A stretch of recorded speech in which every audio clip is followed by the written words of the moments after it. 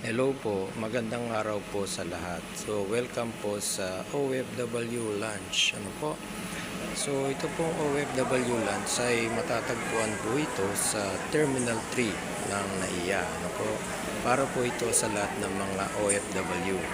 So, paano po tayo makakapasok dito? So, ang kailangan lang po natin ay ang ating OEC, passport at saka po yung ating ticket.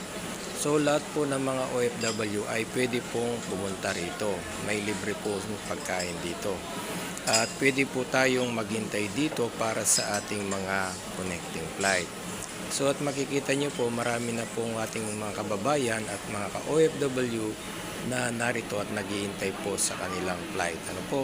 So habang naghihintay po kayo sa inyong flight ay may mga libre pong dito, mga kape.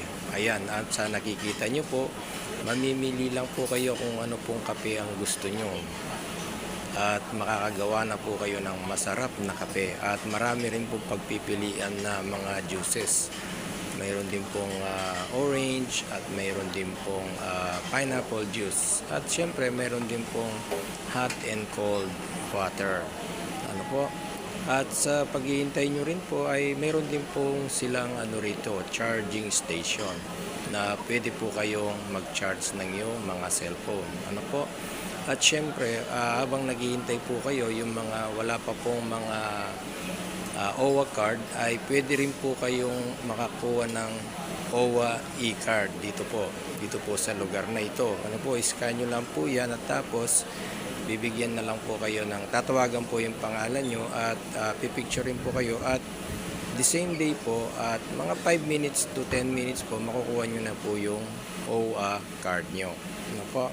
At syempre ano po dito mayroon din pong libreng pagkain sa nakikita nyo po. Ayan, masarap po yung rito tinatawag nilang arroz caldo. Ano po? Unlimited po ito kaya malaking tulong po ito sa lahat ng mga OFW. May mga bawang at saka sibuyas at saka may kalamansi at patis. Ano po? Para depende po sa inyong timpla. Kayo na pong bahala magtimpla. At syempre, mayroon din po silang rito, yung mga tinapay na may palaman. Napakasarap po ng tinapay na yan. Mostly po ang palaman niya ay cheese pimiento. Ano po? Masarap po, lalo na po kung mainit-init pa. Laging bago naman po yung mga pagkain dito. At mayroon din po silang rito. Ayan, mayroon po mga cake, yung cassava cake or banana bread. At mayroon din po silang pulutan. Hindi, mga po yan, mga nuts. Pwede rin po kayong kumuha ng mga different kinds of nuts. Mahilig po sa nuts. So ito lang po. Ang malaking bagay po ito para sa lahat ng mga OFW, lalo na po yung mga naghihintay ng kanilang flight. At ipapakita ko po sa inyo, ito po yung naging pagkain ko.